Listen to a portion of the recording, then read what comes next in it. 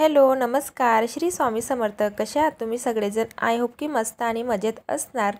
तर आता दुपारची वेळ आहे आणि दुपारी म्हटलं आज आराम करण्यापेक्षा जी घरातली काही एक्स्ट्राची कामं आहेत किचनची ती सगळी आवरून घेते. कारण मी डीमार्टमधनं मागे अख्खा मसूर वगैरे घेऊन आलेली होती आणि मूग आणलेले होते. ते असं पॉकेटच्या पॉकेट पॅक करून तसेच पडलेले होते. म्हटलं चला आता डब्यामध्ये ते देखील भरून घेते. तर कंटेनर हे मी तर आधीच वॉश करून धुवून स्वच्छ ठेवलेले होते. ते ड्राय देखील झालेले होते. तर म्हटलं त्याच्यात आता सगळं हे रिफिल करून घेते आणि दुपारी जर का आराम केला तर मग कामंही तशीच पडलेली राहतात. तर आळस करण्यापेक्षा म्हटलं ते कामं जेवढी टाळली तेवढी ती लांबत असतात. म्हटलं चला आता सगळी कामं आवरून घेते. तर तसं स्वयंपाकाची भांडी वगैरे तर सगळं माझं काही आवरलं गेलेलंच होतं. तर जे काही एक्स्ट्राचे कपडे होते तेच मला फक्त आज मशीनला लावायचे होते. तर आता या ठिकाणी तुम्ही बघू शकताय की हे जे कंटेनर आहेत ते मी मिशोवरनंच परचेस केलेले होते. खूपच छान क्वालिटीचे आहेत आणि एअरटाईट आहेत आणि किचनमध्ये ठेवल्यानंतर ना लुकसुद्धा खूप छान दिसतो आपल्या किचनचा. तर तुम्ही बघू शकताय की मागे मी रॅकवर असे कडप्यावरती सगळे डबे असे रचलेले आहेत. खूपच छान दिसतात. तर याआधी तर मी फक्त असे जे सिंपलवाले प्लॅस्टिकचे डबे होते त्याच्यामध्ये सगळे डाळी वगैरे भरत होती. मग खूप दिवसापासून माझी इच्छा होती कंटेनर घ्यायची. तर मी घेतलेच ते मला खूपच जास्त आवडले. तर या ठिकाणी ना मूग होते. मूग देखील मी 1 किलो एवढे घेऊन आलेली होती आणि या कंटेनरमध्ये 1.5 लिटरपासून तर म्हणजे 250 ग्रॅमपर्यंतचे म्हणजे माप आहे त्याच्यामध्ये. छोटे पण आहेत आणि मोठे पण कंटेनर आहे. त्यामुळे 1.5 किलोची वस्तू पण मोठ्या कंटेनरमध्ये येऊन जाते आणि आपले छोटे मोठे काही वस्तू असतात किंवा चहा पावडर वगैरे असते, काही मसाले असतात, ते आरामात आपण एक कंटेनरमध्ये ठेवू शकतो आणि एअरटाईट असल्यामुळे काही जास्त म्हणजे मॉइश्चर वगैरे पण नाही लागत आपले जे कडधान्य वगैरे आपण आणत असतो त्यांना. तर खूप छान आहे. तुम्हाला जर घ्यायची असतील तर मला नक्की सांगा. मी लिंक तुम्हाला डिस्क्रिप्शनमध्ये देऊन ठेवेल. तर हे मला काहीतरी म्हणजे 750ला का 750ला असे पडलेले होते हे डबे आणि 24 डब्यांचा सेट आहे. खूपच छान आहे ते. तर आता या ठिकाणी मी आता ते जे बाकीचे डबे होते कंटेनर ते साईडला करून घेते आणि एका साईडला ते लावून देते. तर ना मी ओल्या फडक्याने थोडा रॅक देखील असा पुसून घेतलेला होता. कारण धूळ वगैरे बसलेलीच असते. कारण समोर विंडो असल्यामुळे धूळ येत असते. त्यामुळे मी सगळं क्लीन करून घेतलं आधी आणि मग ते कंटेनर वगैरे व्यवस्थित असे लावून देते.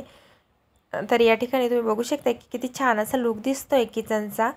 आणि अधूनमधून जर का आपण एक्स्ट्राची अशी साफसफाई करत राहिलो तर म्हणजे जास्तीचा पसारा देखील किचनमध्ये होत नाही आणि खूप छान असा आपला किचनचा लुक दिसत असतो.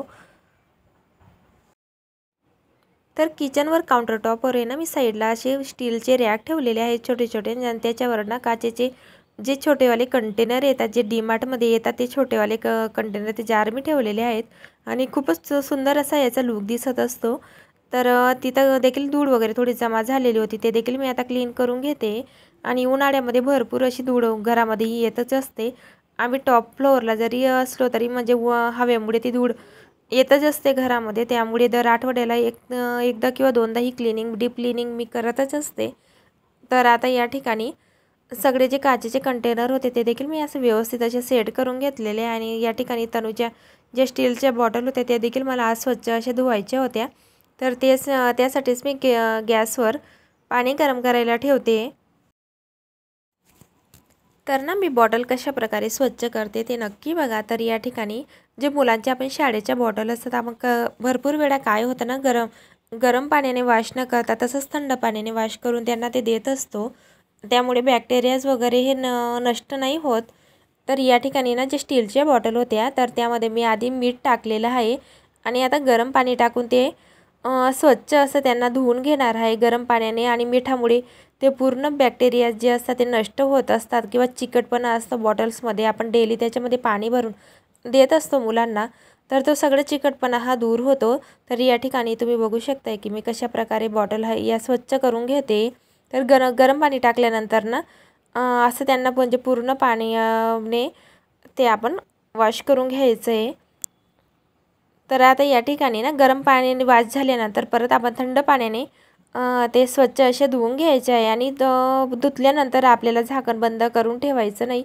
नाहीतर परत त्याचा म्हणजे तो जो स्मेल असतो गरम पाण्याने आपण धुतलेलं असतं किंवा तसंच आपण बंद करून ठेवलं तर मग तसा वास येत असतो. त्यामुळे मी थोडा वेळ आता ते हवेमध्ये फॅनखाली ठेवणार आहे उघडंच करून. तर आता या ठिकाणी बॉटल वगैरे तर माझे वॉश झालेले आहेत. तर तुम्ही बघू शकताय की मी कशा प्रकारे बॉटल देखील वॉश केलेले आहेत. तर आता बाकीची म्हणजे सगळी कामं तर माझी झालेलीच होती. फक्त मशीनला कपडे लावायचे होते, ते देखील मी आता लावून देते. आणि जी एक्स्ट्राची कपडे होते तीच मला आज धुवायची होती. तर मशीनमध्ये कपडे टाकल्यानंतर मी आधी ते थोडा वेळ भिजू देते तिथं पाण्यामध्ये.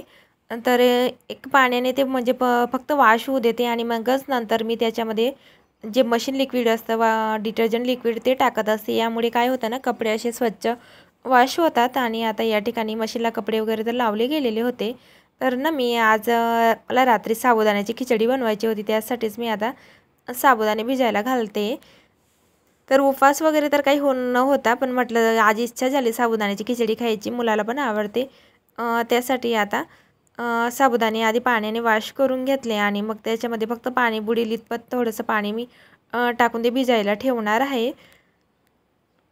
तर साबुदाणे वगैरे तर भिजत घातलेले होते मी. आणि नंतर ना तनूला देखील भूक लागलेली होती. तो बोलला की पास्ता बनव असं. तर म्हटलं चला बनवूया. आता या ठिकाणी ना जे स्पिरालीवाले पास्ता येतात ना, डीमार्टमध्ये मिळतात ते आणलेले होते मी. तर त्यासाठी आधी कढईमध्ये पाणी गरम करायला ठेवलेलं आणि त्याच्यामध्ये आता हे पास्ता ॲड करते. तर मी थोडे म्हणजे मऊ शिजवणार आहे त्यांना, कारण मुलगा खातो त्यामुळे थोडे नरमच होते ते. तर जरा जास्त शिजवून घेणार आहे, त्यामुळे आता यासाठी ना यामध्ये मी मीठ ॲड करते, कारण ते लवकर शिजायला पाहिजे त्यासाठी.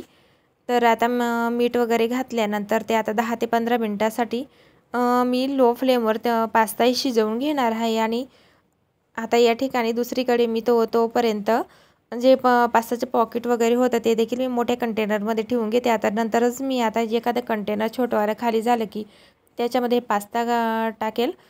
तर ना आता या ठिकाणी कांदा टोमॅटो तर मी कट करून ठेवलेला होता आणि पास्ता देखील आता शिजलेला होता. तर मी स्ट्रेनर होतं, जी चाळणी होती, त्याच्यामध्ये आता हा पास्ता काढून घेणार आहे, जेणेकरून जे एक्स्ट्राचं गरम पाणी आहे ते सगळं स्ट्रेन होऊन जाईल. तर मी चीजवाला पास्ता बनवते. चीजी पास्ता हा तनिषला भरपूर आवडतो, म्हटलं तसंच बनवते आता. तर या ठिकाणी कढई परत गॅसवर मी गरम करायला ठेवलेली. तर या ठिकाणी 2 ते 3 चमचे एवढं मी तेल घातलेलं होतं कढईमध्ये. आता जिरं आणि मोहरीची फोडणी देते.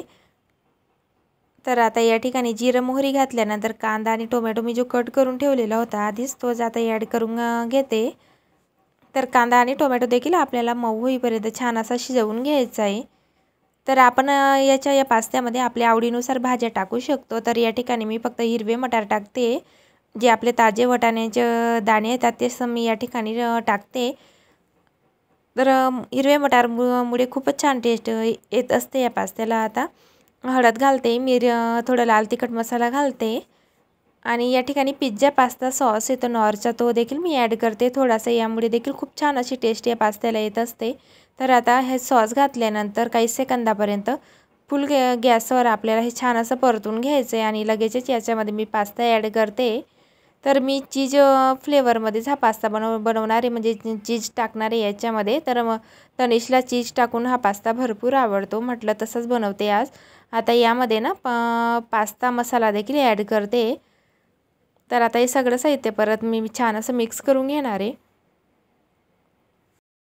आता ना शेवटी याच्यामध्ये मी चीज असं किसून घालते आणि जरा जास्तच घालते चीज, यामुळे खूपच छान असा चीजी फ्लेवरमध्ये हा पास्ता लागतो.